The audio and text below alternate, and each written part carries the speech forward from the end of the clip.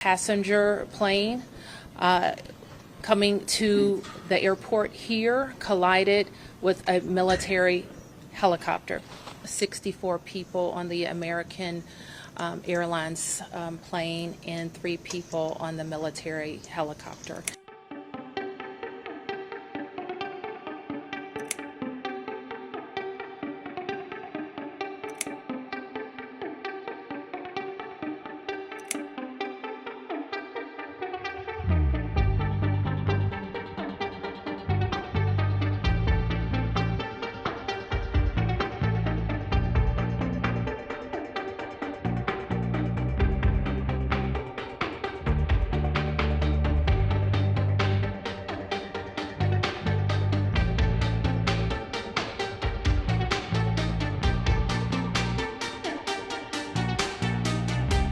First and most importantly, I'd like to express our deep sorrow about these events.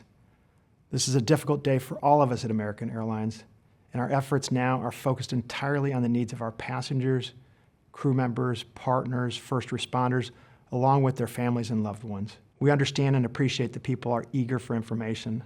Please know that we'll continue to share accurate and timely information as soon as we can, but anything we must report must be accurate. We owe that to everyone involved.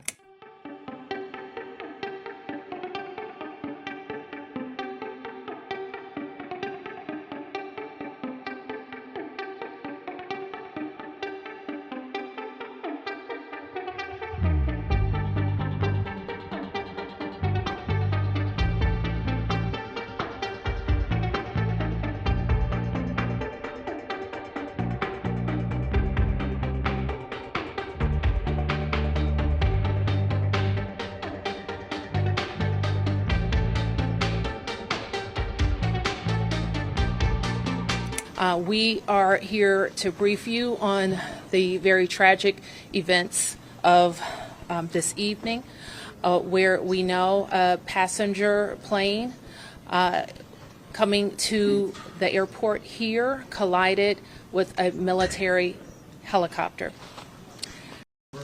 All we can confirm tonight is the number of people on each aircraft, 64 people on the American Airlines plane and 3 people on the military helicopter. And we can't provide any more information about recovery efforts. We will reevaluate where we are with the rescue operation in the morning when we get a better sense of it, but we are still out there working, and we're going to continue that throughout the night. Is there any sense that there are survivors? We don't know yet, but we're working.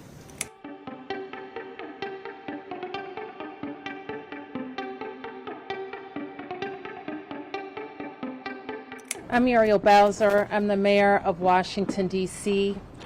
I'm at Reagan National Airport. I am joined by United States Transportation Secretary Sean Duffy, United States Senator Jim Moran, Senator Roger Marshall, Jack Potter, the CEO of the Metropolitan Washington Airports Authority. We are here to brief you on the very tragic events of this evening, where we know a passenger plane coming to the airport here collided with a military helicopter. Our fire department, DC Fire and EMS, supported by fire departments and police departments from across the Washington metropolitan region, are executing a rescue operation in the Potomac River. They are working diligently in very dark and cold conditions, cold water, to execute this rescue operation. We have had the opportunity to be briefed by American Airlines officials. I'm told that American Airlines leadership is on the way to Washington as well. And officials are in the airport talking to families now. We do have a 1-800 number where families should contact us should contact American Airlines for more information, and we will be providing that information shortly. I am going to turn to a number of officials to provide as much information as we can this evening, and we expect to have more frequent briefings at daylight. So with that, I'm going to turn to Secretary Duffy.